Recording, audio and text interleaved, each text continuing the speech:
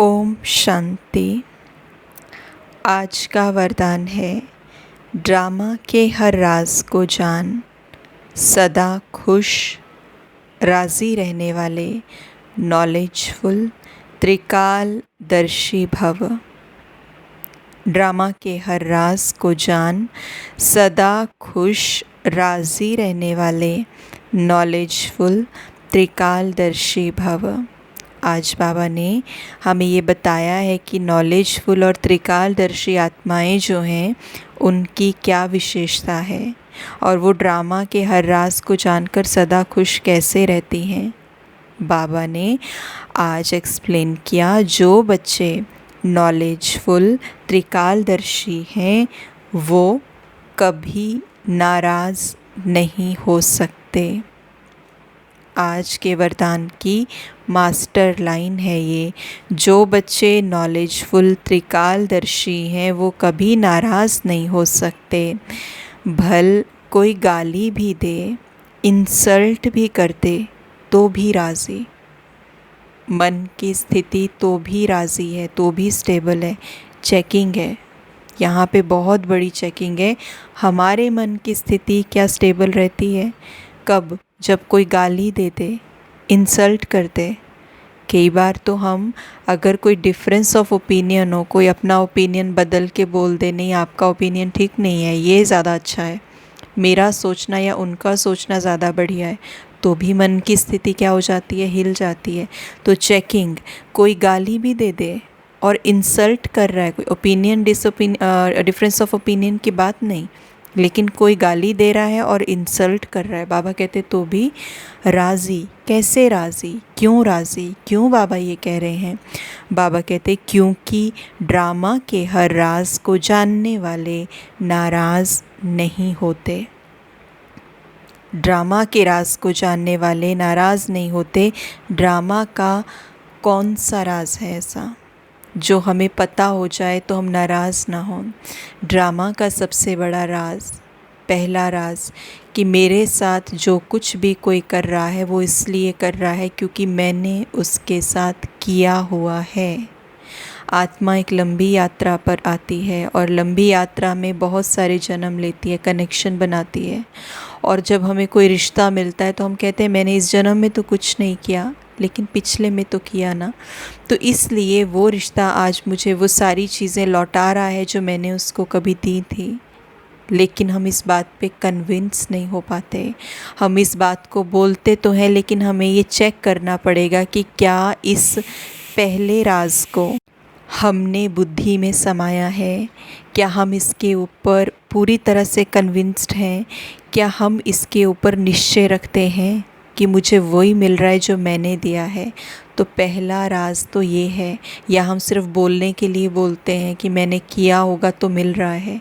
मैंने किया होगा नहीं, मैंने किया है इसलिए मिल रहा है।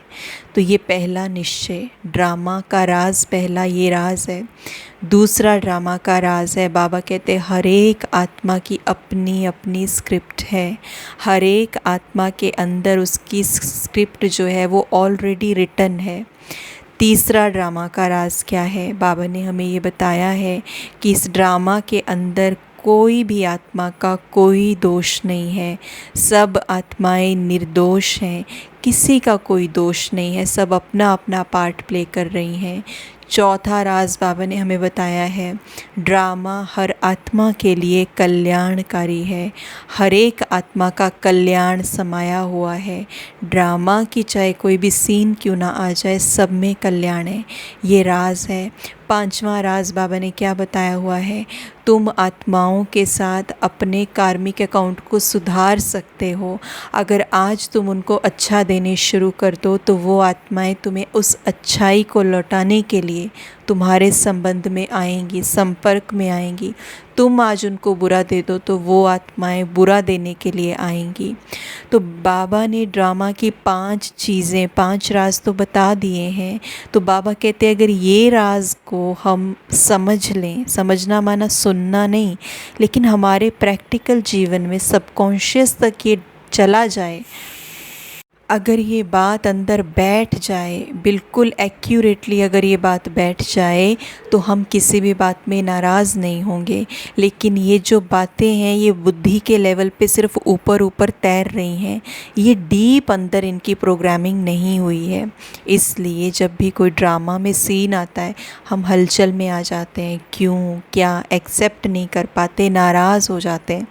तो बाबा कहते इंसल्ट कर दे, गाली भी दे दे तो भी राज़ी, क्योंकि ड्रामा के हर राज को जानने वाले नाराज़ नहीं होते।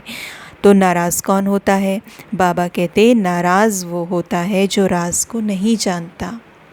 इसलिए सदैव ये स्मृति रखो, भगवान बाप के बच्चे बनकर भी राज़ी नहीं होंगे तो कब होंगे?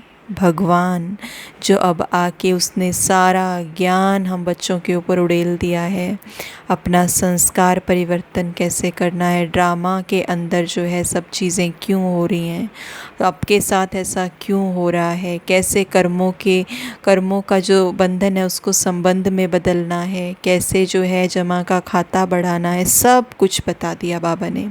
सतयुगी दुनिया स्थापन कैसे होगी, हम देवता कैसे बनेंगे, ईच एंड एवरी एस्पेक्ट बाबा ने पूरा क्लियर किया है। बाबा कहते भगवान बाप के बच्चे बनकर भी राज़ी नहीं होंगे, ये सब प्राप्तियां करके भी राज़ी नहीं होंगे तो कब होंगे?